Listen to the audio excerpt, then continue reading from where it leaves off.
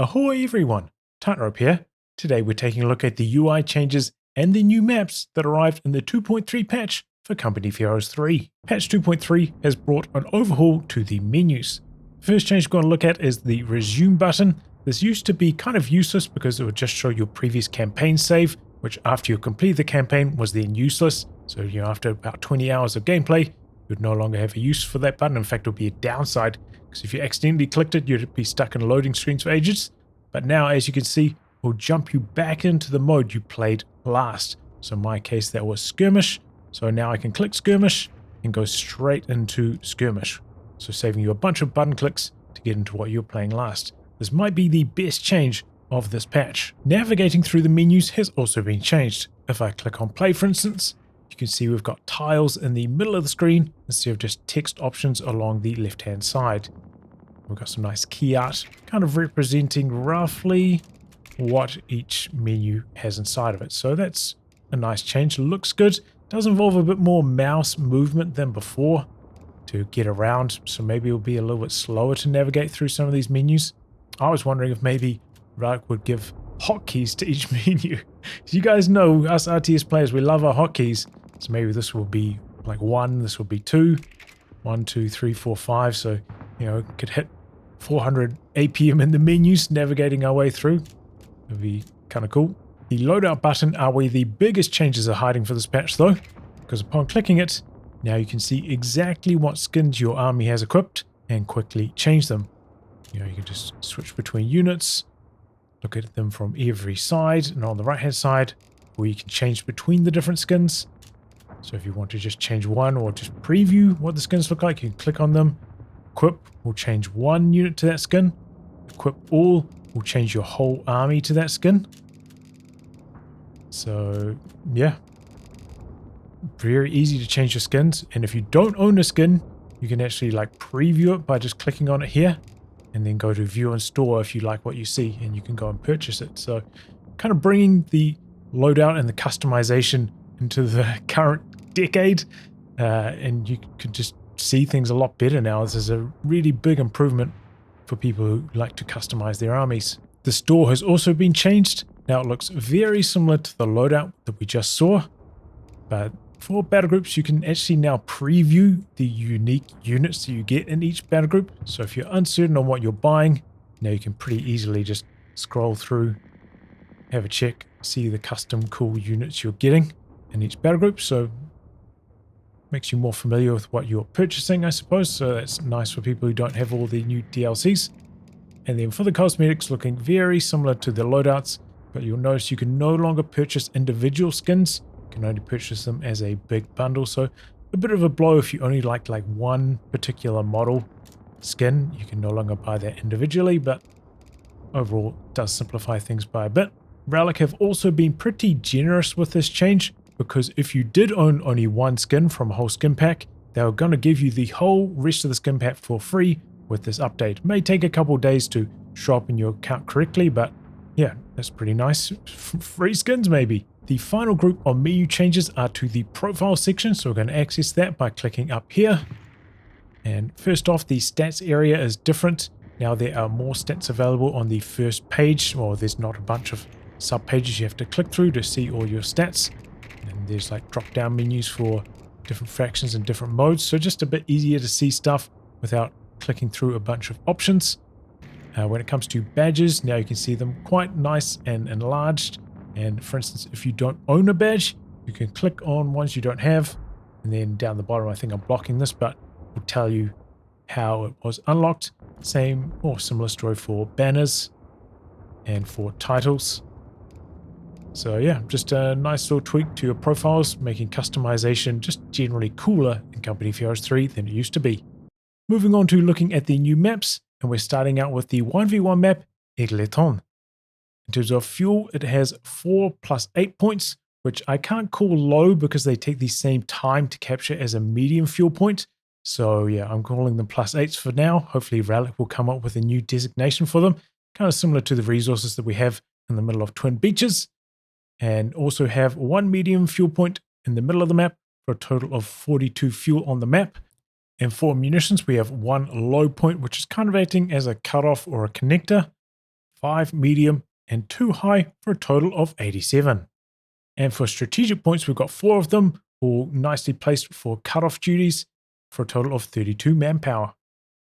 Now having a look around Égletons, you see the base sectors are pretty large. There's plenty of space here. You're not going to run out of space for your buildings most likely. Machine gun coverage, pretty easy. And you can probably put a building at the edge of your base for reinforcements without really like blocking machine guns much. So that's pretty nice. We'll come out to the left-hand side. A little bit of a wooded area. And then on the left, we've got a big urban area.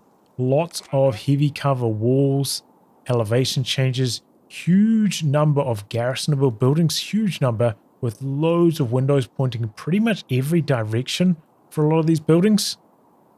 So you're going to need to bring your flamers, your mortars over to this side because it's going to be tough if you don't have those kind of tools. Especially on these cutoffs, there's so much heavy cover next to the cutoffs on this side of the map.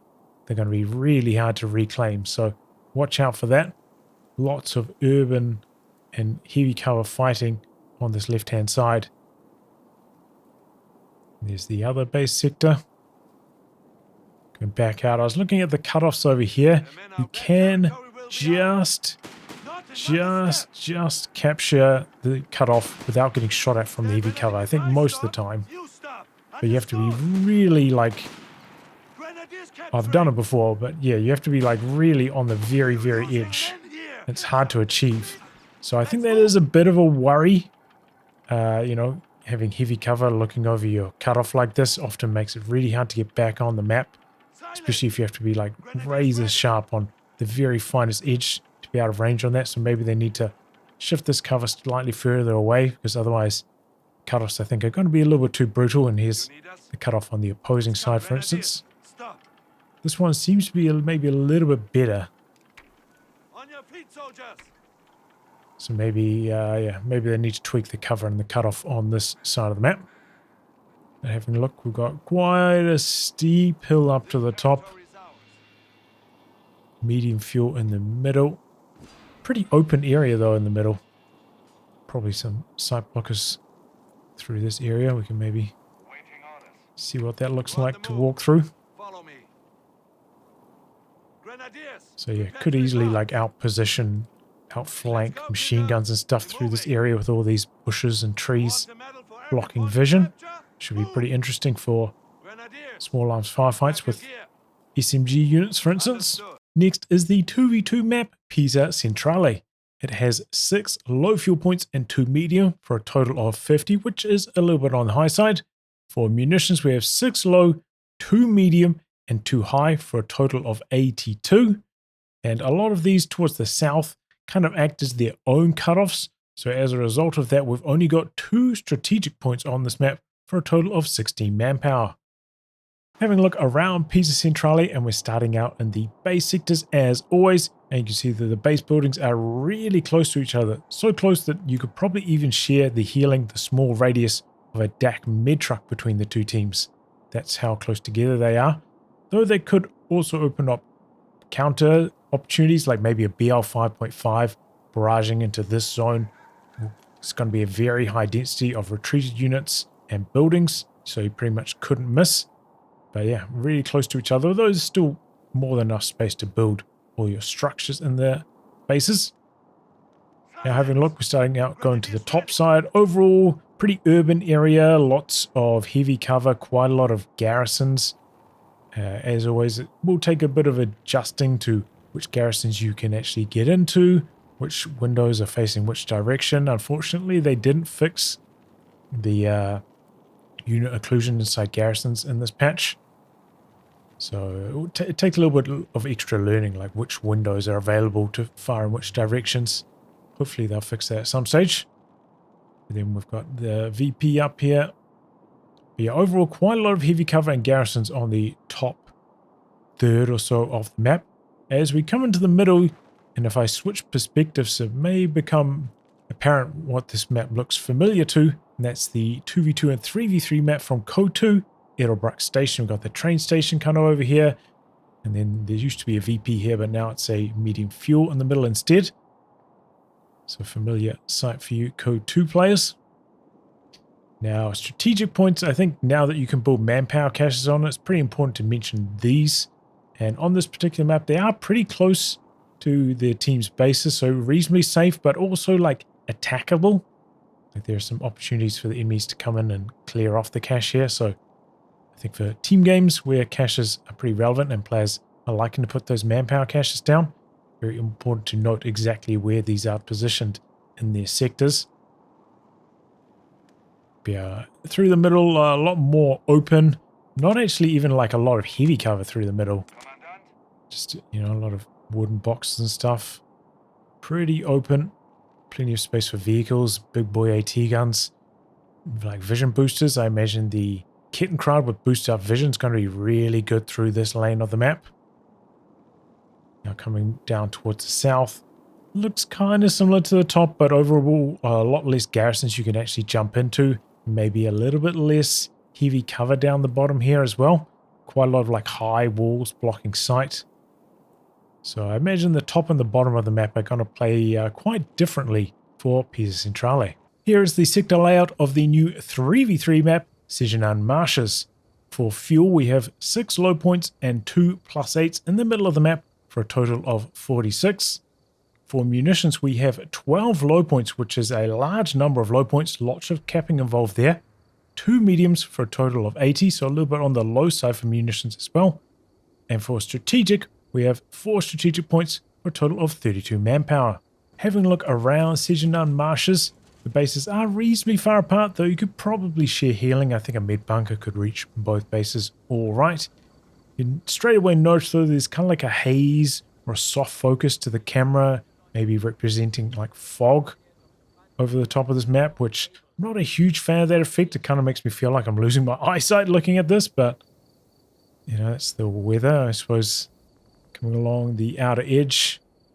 Overall, there are not a huge number of garrisons on this map, but there is kind of like a belt of buildings, you know, generally single floor just along this outer edge.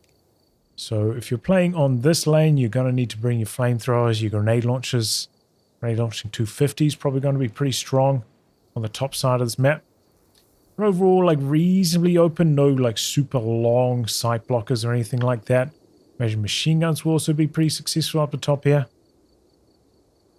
And then we've kind of got like a belt of a bit more open area, though there's still like a bit of light cover and stuff. Maybe light vehicles will have a few more pathfinding issues. Become a bit more smooth once the medium crush starts to arrive. Coming into the middle of the map, got the VP here, lots of high walls, decent amount of heavy cover though, not insane. A little bit of garrison action out on these outer edges, though not a huge number of windows in those buildings. Yeah, a bit of a train yard through the middle. We'll come along to the bottom edge. Kind of similar to the top, but not quite as many garrisons along the bottom side. A little bit more open. In terms of the layout for the strategic points, I'd say this one's like reasonably close to the base. You could probably get one up here pretty safely. This one's a bit more out in the open, doesn't have like a blocker protecting it quite so much. So I'd say there's definitely manpower cache opportunities on this map. And finally, we have the new 4v4 map called Castello della Nebbia. For fuel, it has 8 low fuel points for a total of 40 fuel only, which is a little bit on the low side. And if you look at where the fuel points are located, a lot of them towards the middle of the map or can be cut off by the aggressive strategic points on this map. So I imagine overall this is going to be a very low fuel point map. Maybe going to be a bit more reliant on team weapon play and infantry play than some of the other maps. For munitions, we've got 2 low, 4 medium, and 2 high for a total of 82, which is in the normal range. And for strategic points, we've got 4 of those. As I mentioned earlier, very aggressive towards the middle, good for cutting off for a total of 32 manpower. So yeah, not really many manpower cache opportunities on this map. Having a look around Castello della Nebbia, and we're starting out in the base sectors, and the bases are split into 2 pods of 2 on each side. And I'd say on this side, you can share healing without too much trouble. The bases look close enough together. But on the other side, it feels like they're spaced a little bit further apart, so it might be a bit more difficult, especially down here. These feel like they're quite far away from each other, so Maybe a little bit of imbalance there. Going to start here and then work our way around the map clockwise. So reasonably open through this area, some roads so vehicles will move swiftly through this zone. Big elevation change coming into this area with ruins, which obviously has a lot of heavy cover stone walls and stuff like that.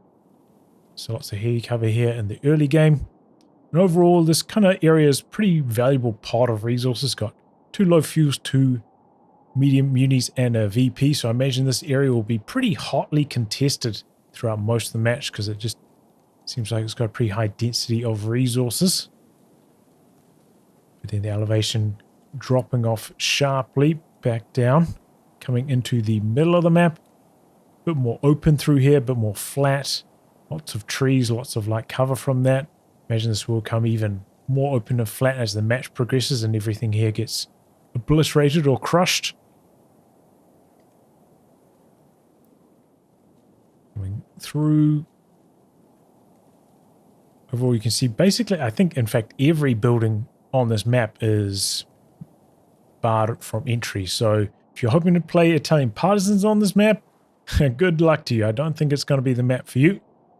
So yeah, on this side, we've got a big like lumberyard area, pretty open next to this bottom VP. I guess that's the southern VP, according to the compass.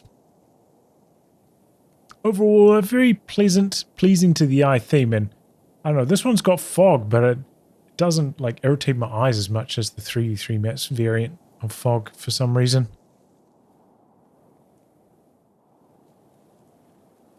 If a player leaves a multiplayer game and the AI takes control of their army, the difficulty level of the AI has been increased. It used to be normal, but now it's gone up to hard. So especially in the lower ranks with players leaving quite a lot, it should no longer be a complete death sentence for your chances of actually winning that match thereafter, especially if you already came into that stage of the game with a slight lead. On top of that, the AI has actually been improved in this patch in a large number of areas, so it should be fighting smarter on top of that change. So yeah, that's a big improvement for you team game players who have a lot of levers. The new menus and maps are all looking pretty nice, and I'll be back tomorrow having a look at the balance changes. So keep your eyes peeled for that video. If you want to support the production of these videos, I hope you consider coming on board as a Patreon backer.